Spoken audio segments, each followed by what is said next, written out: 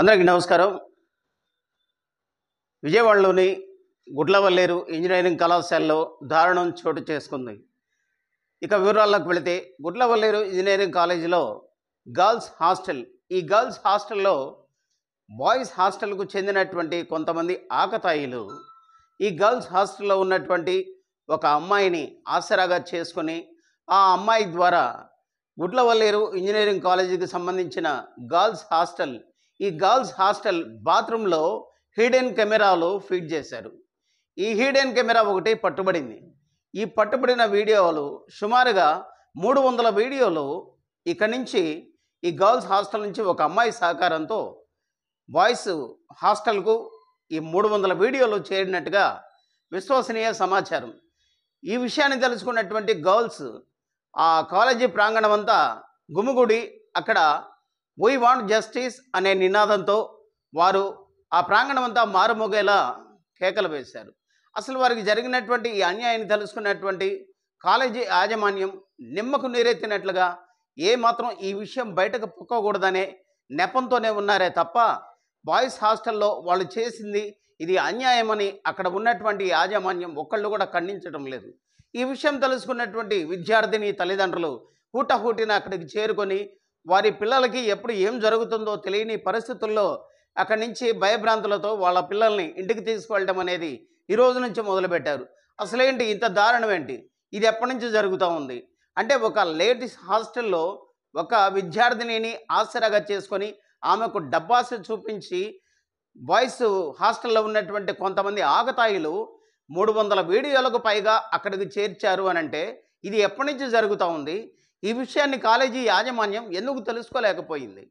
ఇంత దారుణమైన సంఘటన ఇక్కడ గుడ్లవల్లేరులోనే జరుగుతూ ఉందా? ఇక రాష్ట్ర వ్యాప్తంగా అన్ని ఇంజనీరింగ్ కాలేజీలో జరుగుతూ ఉందో ఆ పెరుమాళ్ళకే తెలియాలి.